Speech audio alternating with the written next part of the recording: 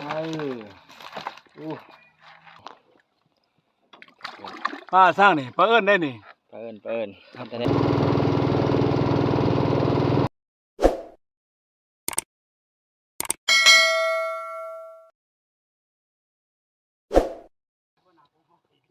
สบายดีพ่อแม่พี่น้องเมื่อสักครู่สักคนพี่น้องเลยวันนี้กลับมาพอกับบ่าววันอีกเช่นเก่าพี่น้องตอนวันนี้ก็ลงไล่มองอยู่กับถาบ้านพี่น้อง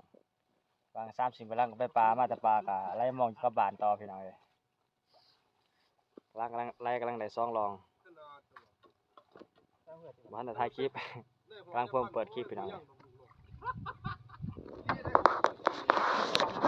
นี่ทีมงานแล้วมองตะไลลงไปลุมมากับ3-4เหลี่ยมเขากำลังขึ้นมาตัวนี้เป็นผลงาน2รองตัวนี้ของเขาเองตัวนี้นี่ที่ของเขาเลยโอ้ยเครื่องแยงเลยม้านให้เขาเนี่ย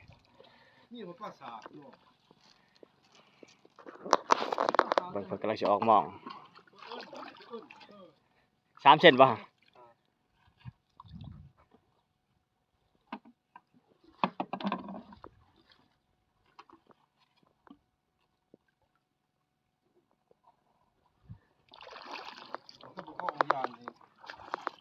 ได้เขาก็ทำเกาะลอง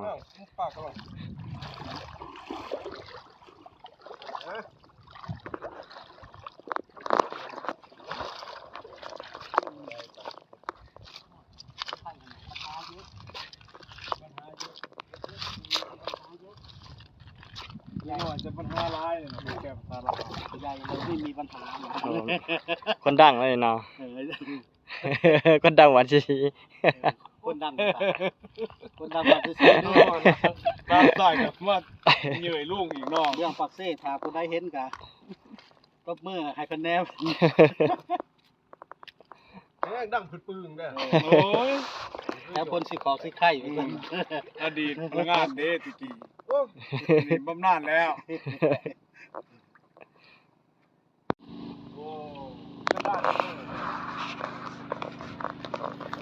โอ้ขึ้นมาละมันจะเป็นผู้เลยผู้เปียกผู้แค่ผู้เปียกมันบ่ว่าลูกอย่างขึ้นมาได้มาขาดก็ยังจะว่ากระตุ้นเขียวฮะใช่ป่ะ3 ตัว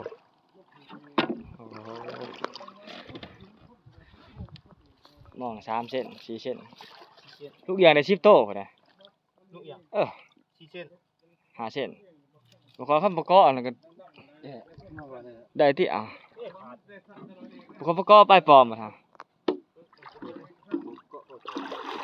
เป็นประกอบกันบ่ตา30 ถอยก่อน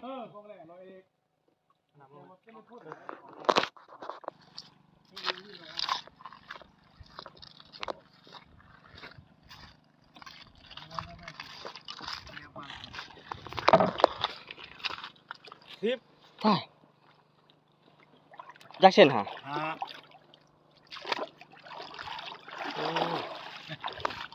ไล่เรื่อยๆเรื่อยๆถ้าเอาไปยังอยู่ไหนงมาโอ้เอาหนาถ้าผมมกเลยเด้อมาซีเนี่ยพอจะได้ป้ามาซื้อโลละ100,000นี่เป็นหม้อป้านี่ปรากฏโลละ100,000มาเอาโลหวานชีเมืองใส่สิทธาอำไพวันปื้อคนใหญ่อำไพวันเลยนี่อำไพวันคนดังเก็บเขามาสุดใต้โอ้ผลมาเนี่ยวันนี้ตัวนี้แก่กันแย่งในสิงห์นคร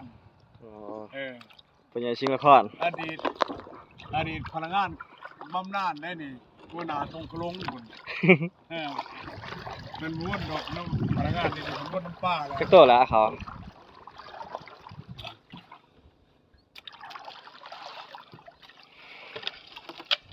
โอ้มาเนาะวันนี้10 ตัวป่ะฮะ10 ล้านโอ้เป็นเวลาเที่ยวก็ชอบไปเที่ยวนี่10 ตัวก็มีสภาพงามเนาะ ป่านี่ตายไว้เลยป่าหมา กระโจก กระโจกหน่อยไป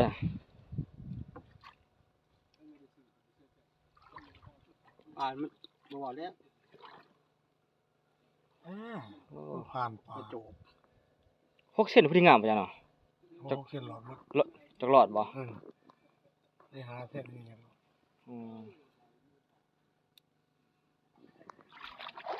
ไปออกหมอกก่อนบัดนี้เบิ่ง คอร์ดมันบ่แม่นแนวนี้นะมัดมีด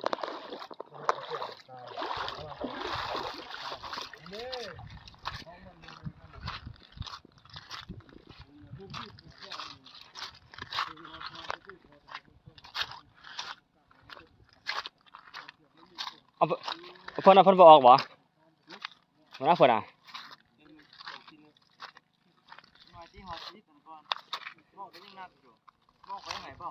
5เส้นถึงนั่น10โตป้าอันนี้แหละ10โตมีปลามงะตัวนี้ของเฮาเองตัวนี้2ลอง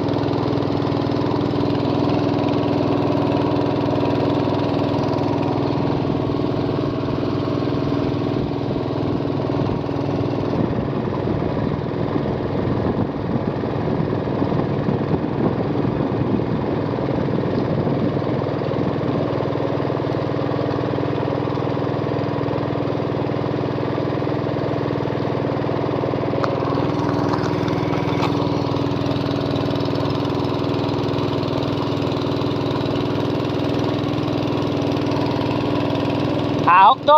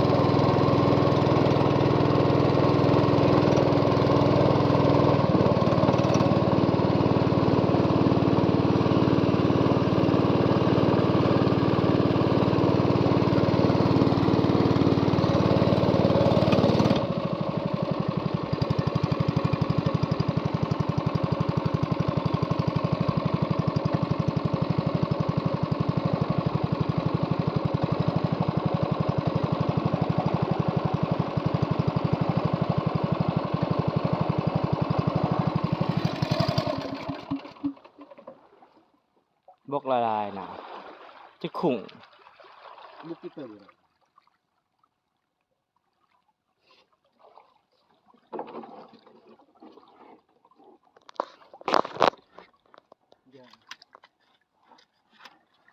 จะทำแม่มัน ป้าวินไฟไปบ่งอย่าง ต้องรอ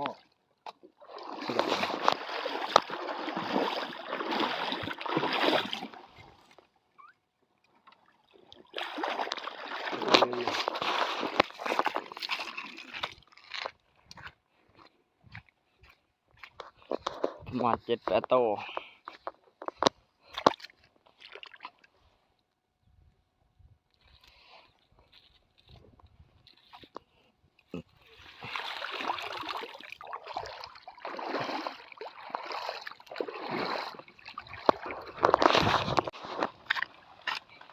โอ้มาตลอดเนาะ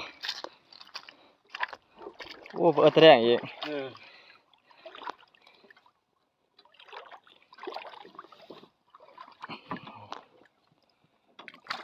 ป้าสร้างนี่ป้าเอิ้นได้นี่ เปิ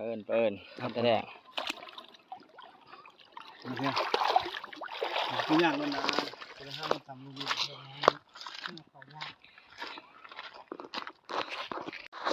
ๆระวังนะผลงานมาเนี่ยผลงานไล่มองมาเนี่ยได้รับ2 โลนะผลงานปรากฏพี่น้องเลยนี่ปลาแค่น้อยปลาแค่บีนี่กาปลาเพียน้อยคือกันนะมอง4 เส้น ป้าป๋า บ่แม่นปลานางนี่แต่ปลาแสบๆพี่น้องเลยมีแต่ปลาแสบๆหมดนี่ปลาปูดเอาน้ำมาใส่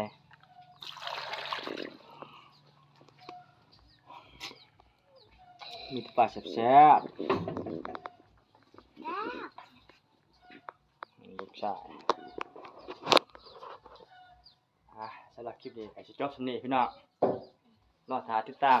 คลิปต่อไปพี่น้องก็ฝากเป็นกำลังใจให้เด้อบ๊ายบาย